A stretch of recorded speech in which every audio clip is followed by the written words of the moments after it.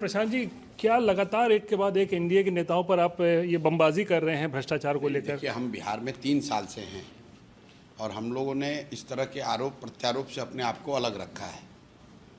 हमने किसी पर ना इल्ज़ाम लगाया, ना कोई ऐसी घोषणा की। लेकिन जब हम लोग समाज में नीचे चल रहे हैं और जो लोगों से रोज़ सुन रहे हैं, तो ये ऐसी स्थिति हो गई है कि बिहार में सामान्य लोगों का मानना है कि बिहार की भ्रष्टतम सरकार अभी चल रही है। और नीतीश कुमार तो चोर हैं नहीं व्यक्तिगत तौर पे, ये मैं कैमरे पे कहता हूँ। तो आखिर ये चोरी कर कौन रहा है? उनके इर्द गिर्द के लोग कर रहे हैं और लोग रोज़ आकर साक्ष्य दे रहे हैं। तो उन साक्ष्यों को हम लोगों ने कुछ साक्ष्यों को हमारे बोड़ा का बोड़ा पेपर भर के लोग दे गए। हमने उसमें कुछ तथ्य सामने रखे हैं और उनको ये कहा है कि भाई आप स्पष्टीकरण दे दीजिए, आप बता दीजिए, अगर गलत है तो बता दीजिए, प्रशांत चोर गलत बोल रहे हैं, इन पर केस कर दीजिए हम पर। आप मंत्री हैं, अपने पीए के नाम पर आपने ज़मीन खरीदी 2019 में, फिर 2 बरस के बाद उसी ज़मीन को बिना पैसा दिए अपने बेटी के नाम पर ट्रांसफ़र करा लिया।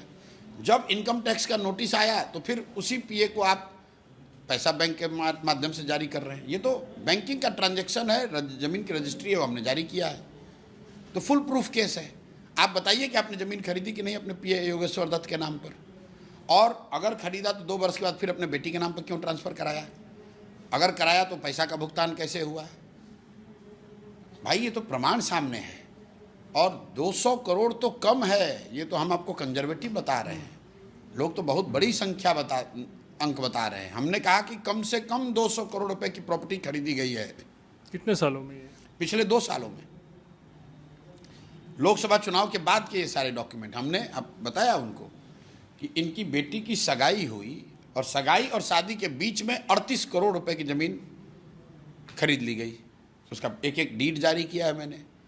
और उसके बाद अशोक चौधरी ने आकर कहा कि हमने नहीं किया है ये, और हम ही थोड़े ना कह रहे, उनके तो जदयू के मुख्य प्रवक्ता ने कह दिया कि भाई जवाब तो दीजिए। हाँ, ये पहली बार प्रशांत जी हुआ है। हमको याद है 2017 में तेजस्वी के ऊपर भी ऐसा आरोप लगाया था, तो नीतीश ने एक्सप्लेन करने के लिए कहा था। क्योंकि जो लोग जदयू में हैं, जो लोग नीतीश कुमार को जानते हैं कि अगर आप पर इल्ज़ाम लगेगा तो आपको एक्सप्लेन करना पड़ेगा, तो अशोक चौधरी आए और एक्सप्लेन कर दें कि भाई प्रशांत किशोर ये गलत बोल रहे हैं, हमने ऐसा कुछ नहीं किया है। हम मान लेंगे, हमारी गलती होगी, जनता हमको सजा देगी। अगर हमारी गलती, आप हम पर केस कर दीजिए, फांसी पर चढ़ा दीजिए।